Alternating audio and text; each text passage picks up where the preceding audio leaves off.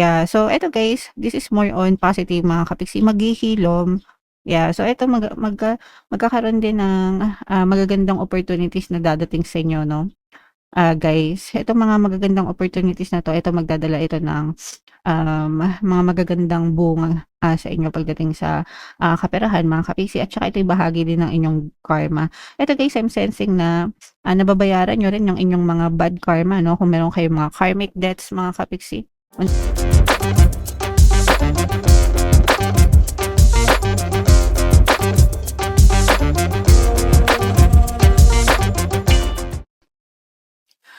Hello guys, hello Cancer. Welcome back to Pinoy Pixie Tarot. Ang pamagat ng episode natin for tonight is first half kapalaran para ngayong April 1 to 15 para sa Cancer, Sun, Moon, Rising Sign, and Venus. Unahin natin tong deck na to guys. Tingnan natin yung mga angel messages para sa inyo or yung mga paparating sa inyo. So, ito yung magandang balita mga kapiksi, no? For some of you, maaari kayong makatanggap ng good news, guys, sa buhay nyo. Kung meron kayong mga inaantay, kung meron kayong mga ini-expect, no? Maaaring dumating yan. So, yeah. While waiting for this, mga kapiksi, palagi nyo lang kayong mag-affirm everything is always working out in my favor, okay? Magiging pabor sa akin ang sitwasyon, ganyan-ganyan para 'pag dumating yung balita sa inyo siguradong good news talaga, 'no? Yung mapapasa inyo and magdadala yan sa inyo ng kagalakan and parang parang, mai-inspire ulit kayo kapagka natanggap niyo yang good news na yan, mga kapiksi, okey? Alright, another message, Cancer. Ito naman ay paalala guys 'no, na magtanim ng mga magagandang alaala habang may panahon pa. Dahil 'yan na lang yung maiiwan sa'tin or 'yan na lang yung, meron tayo 'no. If alam niyo naman guys, lahat tayo ay may expiration dito sa, mundo 'no. So, it's either mauna sila or mauna tayo. But at least meron tayong mga magagandang ala-ala na, puwedeng balikan, mga kapiksi, kapagka nalulungkot tayo guys, okay? Another message, Cancer. Ito naman ay, pagsubok, natural disaster. Yung sa iba guys, I'm not sure sa panahon ngayon dahil wala namang masyadong bagyo or yung mga natural calamities mga kapiksi 'no. But if in case meron sa lugar niyo, mag-ingat na lang kayo guys. And yung iba naman, ito yung mga, pagsubok, natural na pagsubok, mga kapiksi. Well, sa panahon ngayon, feeling ko lahat sinusubok 'to dahil sa, krisis na nararamdaman ng buong mundo dahil sa nangyayaring giyera, sa Middle East, while some of us may be directly affected, yung iba naman sa atin kahit malayo tayo milya-milya, 'di ba? Pero yung economy naman natin yung nagsa-suffer. So, domino effect siya guys kaya medyo, um, kailangan nating gumawa ng paraan as much as we can kung anong klaseng paraan yung magagawa natin sa end natin, guys, okay?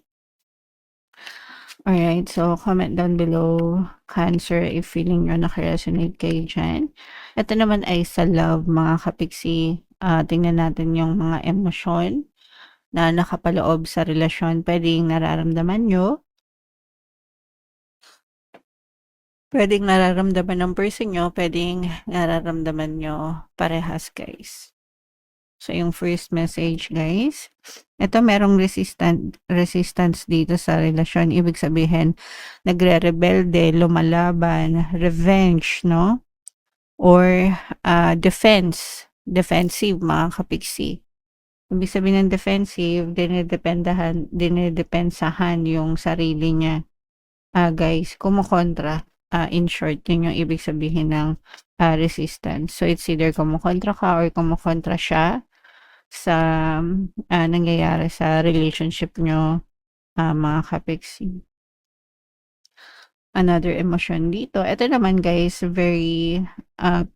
ito guys, parang ina-uplift yung isa't isa, no? Kumbaga parang nagsiserve kayo as inspiration. So, pwedeng lumalakas siya dahil sa'yo or lumalakas ka dahil sa kanya. So, you empower each other, mga kapiksi, nagsiserve again as inspiration, and for some of you naman, pwedeng mas lalo pang lumalakas din yung inyong relasyon, connection sa isa't isa, guys. Okay? Right. And another message dito, ito naman ay pagsisisi, guys, no? So, merong nagsisisi. Pwedeng nagsisisi dahil sa nagawa, no? So, kung meron siyang nagawa sa'yo or may nagawa ka sa kanya, pinagsisisihan nyo na yung mga nagawa na yon. Yung iba naman, pwedeng pinagsisisihan nyo yung relasyon.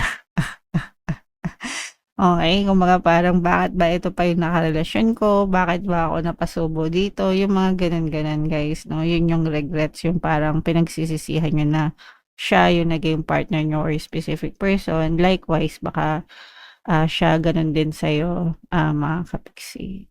Alright? Okay, so comment down below, guys, if feeling nyo nakaresonate kayo dyan sa mga messages na yan. So, shuffle natin to, guys. Hanapin natin yung energy ng Cancer habang pinag-shuffle ko to. Panoorin nyo muna yung video natin regarding sa ating paano mag-manifest ng abundance video course. Kapiksi, sawa ka na ba sa mga struggles at hirap sa buhay mo? Masipag ka ba at masikap sa buhay ngunit hindi ka pa rin umaasenso? Ilang beses ka na bang nag-attempt mag-negosyo at mag-invest pero palagi ka pa rin nalulugi? Sa pagkakataon na ito ay maaaring may subconscious beliefs ka na nagiging balakid sa iyong pag-unlad at pagyaman. Introducing, paano mag-manifest ng abundance video course. Dito ay matututunan mong ma-overcome ang mga balakid mo para tuluyan ka ng umunlad, umasenso, sumagana, maging matagumpay, successful at maswerte sa iyong kabuhayan, pera, trabaho, negosyo, salapi at kaperahan ng bonggang-bongga. Dali, mag-send na ng email sa pinoypixie@gmail.com at simulan na ang iyong pagyaman ngayon. Alright, so sa lahat ng gusto mag-avail ng course, guys, meron tayong paano mag-manifest ng abundance video course, paano mawala ang third party at magkaroon ng harmonious na relationship, paano pabalikin si ex vice breakup. Sa mga interesado, guys, mag-send lang kayo ng email sa pinoypixie@gmail.com. And sa mga naghahanap ng pampaswerte, guys, meron tayong money shaker jars. Ito yun, example nun. Ito, pampaswerte yan, guys. At saka ito. So sa mga interesado, guys, mag-chat lang kayo dito sa WhatsApp number ko. Huwag na kayo magpahuli, guys, habang pwede pa tayo mag-deliver, no? Marami nang sumasukses dyan sa money jar.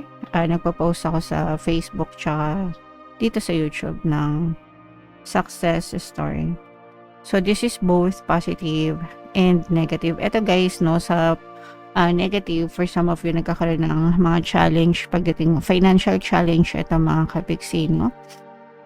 At least for some of you, pwedeng kinakapos. Meron naman kayong source of income, guys, no? Pero ramdam niya yung kakapusan, mga kapiksi, at saka yung frustration, guys, no? And ito naman, guys, sabi ko nga kanina sa inyo, sa panahon ngayon, parang medyo impacted yung economy natin dahil sa nangyayaring gera sa Middle East. So, it makes sense na for some of us, lalo na yung nasa medyo below yung kanilang income, no?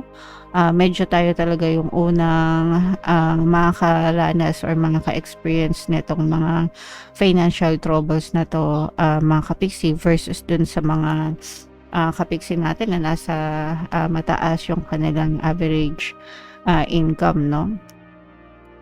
Pero okay lang yan, mga kapiksi, hindi kayo nag-iisa, and don't blame yourself, no? Wag yung sisihin yung sarili nyo. Apektado lang talaga yung buong ekonomiya, kaya nararamdaman ito ng bawat isa sa atin, mga kapiksi. So, pero ang maganda naman dito, guys, is nakakagawa kayo ng paraan, nakakaisip kayo ng paraan, and ito nga yung mga good news na sinasabi dito, especially pagdating sa kaperahan, no? Parang makakahanap or makakita kayo ng additional source of income or extra source of income, mga kapiksi, na maaring pumuno dito sa kakulangan natin pagdating sa finances, guys. Okay?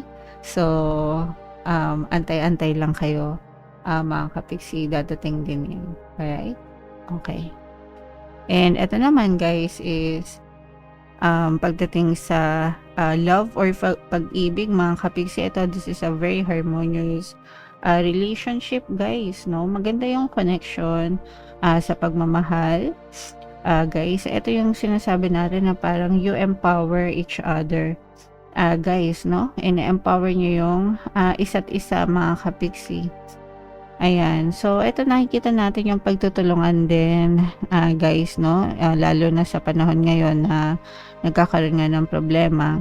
Nandun yung pagtutulungan ninyong partner o specific person, hindi kayo nag-iiwanan. And at the same time, mas lalong tumitibay din yung inyong relationship dahil sa pagsubok na to, guys. Okay? So, yeah.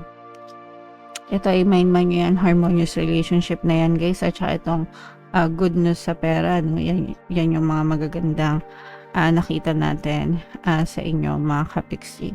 So, what else, guys? Tingnan pa natin. Yeah, so ito, guys, this is more on positive, mga kapiksi. Maghihilom. Yeah, so ito magkakaroon din ng magagandang opportunities na dadating sa inyo, no? Guys, itong mga magagandang opportunities na to, ito magdadala ito ng mga magagandang bunga sa inyo pagdating sa kaperahan, mga kapiksi, at saka ito'y bahagi din ng inyong karma. Ito guys, I'm sensing na nababayaran nyo rin yung inyong mga bad karma, no? Kung meron kayong mga karmic debts, mga kapiksi, unti-unti nyo yung nababayaran. Kasi for some of us, guys, if napapansin nyo na parang mahirap yung buhay nyo, kahit anong gawin nyo, kahit nagpapaka-positive naman kayo, sometimes may mga karmic debts yun, guys, no? Pag sinabing karmic debts, utang na karma. Bad karma yun, guys, no? Yung bad karma, pinagbabayaran natin yun, mga kapiksi. And para makabayad kayo sa mga bad karma, guys, kawang-gawa ang sagot doon. Kawang-gawa ang pambayad sa bad karma, mga kapiksi. So, yung iba sa inyo, pwedeng nababayaran nyo na unti-unti yung inyong mga bad karma, guys. Kaya, unti-unti rin magiging maganda, no? Yung inyong kalagayan or sitwasyon sa buhay. Pero ito, mga kapiksi, hindi ito agad-agaran na aanihin, no? Parang pananim lang yan, guys, no? Kapag nagtatanim kayo, siguradong may aanihin kayo, guys, no? So, eto yan. Parang sok na sok talaga sa inyo yung mensahe, mga kapiksi. Pag may itinanim, may aanihin. So, kung meron kayong itinanim dati, guys, no? Maaari ngayon nyo anihin yung mga matatamis na bunga na yan. And kung wala pa kayong tinatanim, guys, eto na yung best time para magtanim kayo, mga kapiksi, para sa susunod, yan naman yung inyong anihin. Okay? Alright. So, yeah. Comment down below, guys. Ito, i-mind nyo na itong mga matatamis na bunga na to. Itong mga good karma, mga kapiksi, bilang kabayaran sa inyong bad karma. And for more tarot readings, guys, ito yung playlist nyo. Ito naman yung ating success stories ng paano mag-manifest ng abundance video course. Panoorin nyo itong video natin, guys, about money shaker jars. Thank you for liking, sharing, and subscribing. See you next time, guys. I love you all. Have a nice day. Bye-bye.